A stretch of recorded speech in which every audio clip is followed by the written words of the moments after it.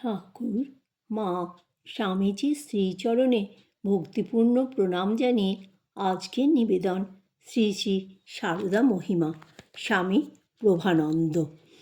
আধ্যাত্মিক জীবন পরিপুষ্টির জন্য সাধন ভজন ত্যাগ বৈরাগ্যের উপর প্রতিষ্ঠিত। শ্রী মায়ের ত্যাগ এতই সহজ ও স্বাভাবিক ছিল যে তা অনেক সময় অপরের দৃষ্টি এড়িয়ে গিয়েছিল। দারিদ্র্য ও অস্বাচ্ছন্দ্যের সঙ্গে শ্রী সারদার পরিচয় আশৈশব। তা চরমে উঠেছিল যখন স্বামীর তিরোধানের পর তিনি কামারপুকুরে স্বামীর ভিটাতে বাস করছিলেন। অনাহার বা অর্ধাহার হয়েছিল নিত্যসঙ্গী। এরূপ পরিস্থিতিতেও যেমন শ্রী সারদা নির্বিকার, আবার যখন তার শিষ্য সন্তানদের কাছ থেকে প্রচুর অর্থ, বস্ত্র, খাদ্য, পুষ্পমাল্য, মান সম্মানাদি তার শ্রীচরণে কারি কারি এসেছে, তখনও তিনি সমমাত্রায় নিরাসক্ত, উদাসীন স্বভাবে প্রতিষ্ঠিত। মনে হয় শ্রীরামকৃষ্ণের যে স্বাভাবিক ত্যাগ, তার মধ্যে কিছু ঐশ্বরিকতার প্রকাশ ছিল, কিন্তু শ্রীমায়ের যে ত্যাগ তা ছিল ছাইচাপা। বরঞ্চ তার কোনো কোনো আচরণ বিপরীত ভাবনার উদ্রেক করত। যেমন ত্যাগী সম্রাট ঠাকুর টাকা স্পর্শ করতে পারতেন না, কিন্তু মা টাকা কপালে ঠেকিয়ে বাক্সে রাখতেন। যদিও সে অর্থের মুক্ত হস্তে ব্যবহার থেকে মায়ের আন্তর্ভাবটি স্পষ্ট হয়ে উঠত। ত্যাগের শিকড় বৈরাগ্যে। শ্রীমা সংসারীর বেশ ধারণ করলেও ত্যাগের আদর্শে সুপ্রতিষ্ঠিত ছিলেন। শ্রীরামকৃষ্ণ শিষ্য স্বামী অদ্ভুতানন্দ যথার্থই বলেছিলেন, মার মতো বৈরাগ্য কোথায়? পবিত্রতা স্বরূপিণী শ্রী সারদা দেবী ত্যাগ বৈরাগ্যের অগ্নিতে অপূর্ব মহিমা উজ্জ্বল। ত্যাগ বৈরাগ্যের জোয়ার ধরেই তার সাধন ভজন। শ্রীরামকৃষ্ণের তিরোধানের পর থেকে 1900 খ্রিস্টাব্দে যোগমায়ারূপী রাধারানীর আবির্ভাবকাল পর্যন্ত প্রায় 14 বছর শ্রীমায়ের দিনচর্চার বৃহৎ অংশ জুড়ে ছিল জপ, ধ্যান, প্রার্থনা, ব্রত, উপবাস, তীর্থসেবা ইত্যাদি। বিচিত্র দিব্যদর্শন, ভাব অনুভূতি ইত্যাদিতে ভরপুর এই সময়কাল। একদিন বলরাম ভবনের ছাদে বসে ধ্যান করতে করতে শ্রীমা সমাধিস্থ হয়ে পড়েছিলেন। তার প্রাগ্বুত্থানের অভিজ্ঞতা তিনি যোগীর মাকে বলেছিলেন। তার বর্ণনার একাংশ, একটু হুঁশ হতে দেখি যে শরীরটা পড়ে রয়েছে। তখন ভাবছি কি করে এই বিশ্রী শরীরটার ভিতর ঢুকবো। ওটাতে আমার ঢুকতে মোটেই ইচ্ছা হচ্ছিল না। অনেক পরে তবে ওটাতে ঢুকতে পারলুম এবং দেহে হুঁশ এলো।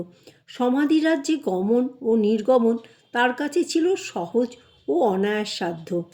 নীলাম্বরবাবুর বাড়ির ছাদে এক সন্ধ্যায় যোগীন মা ও গোলাপ মার সঙ্গে শ্রীমা ধ্যান করছিলেন। ধ্যান করতে করতে তিনি গভীর সমাধিতে স্থির স্পন্দনহীন হয়ে বসেছিলেন।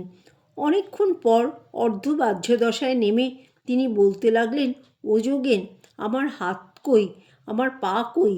তারা মায়ের হাত পা টিপে দেখাতে লাগলেন। এই যে পা, এই যে হাত। সেদিন মায়ের দেহবোধ আসতে অনেক সময় লেগেছিল। এই সময়কার তার নিজের অবস্থা সম্বন্ধে মা কপিল মহারাজকে বলেছিলেন, এই সময় লাল জ্যোতি, নীল জ্যোতি, এইসব জ্যোতিতে মন লীন হতো, আর 2-4 দিন এভাবে থাকলে দেহ থাকতো না। আশ্চর্য মহিমাময় মায়ের তপস্যার জীবন। এই যে 14 বছর মা যেন যোগাযোগে অতিবাহিত করেছিলেন। ঠাকুর তার তরুণ শিষ্যদের উৎসাহ দেওয়ার জন্য, তাদের প্রেরণা যোগাবার জন্য নিজের সাধন জীবনের বেশ কিছু রহস্য উদ্ঘাটিত করেছিলেন। কিন্তু মায়ের জীবনের অন্যান্য অংশের মতো তার সাধন ভজনের তথ্যাদি প্রায় গুপ্ত এবং অধিকাংশই বর্তমানে লুপ্ত।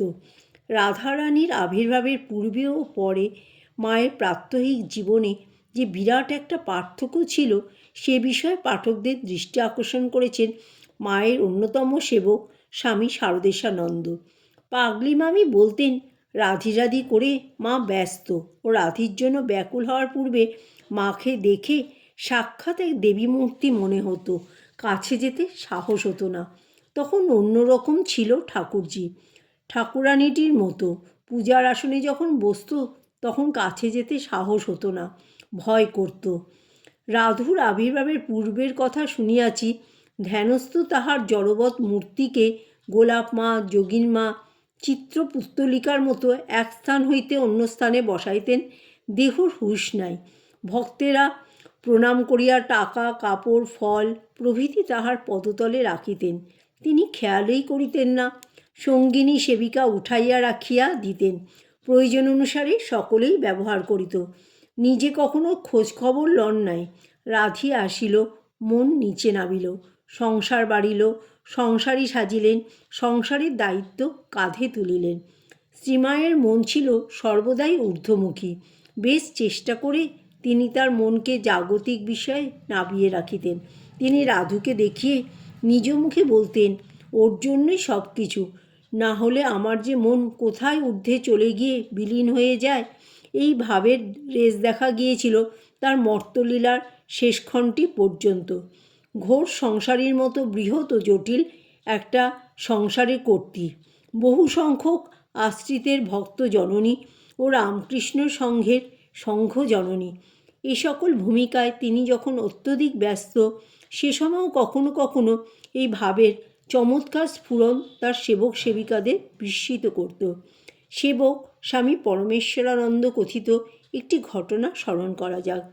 একদিন জয়রামবাটিতে শ্রীমা তার ঘরে শ্রী শ্রী ঠাকুরের পূজা সমাপ্ত করে সমাধিস্থ হয়ে পড়েছিলেন। সে সময় একজন সেবিকা সেই ঘরে ঢুকে দেখেন আসনের উপর উপবিষ্ট মায়ের এক বিরাট মূর্তি। ভয়ে বিস্ময়ে সেবিকা ঘরের বাইরে ছুটে গেলেন।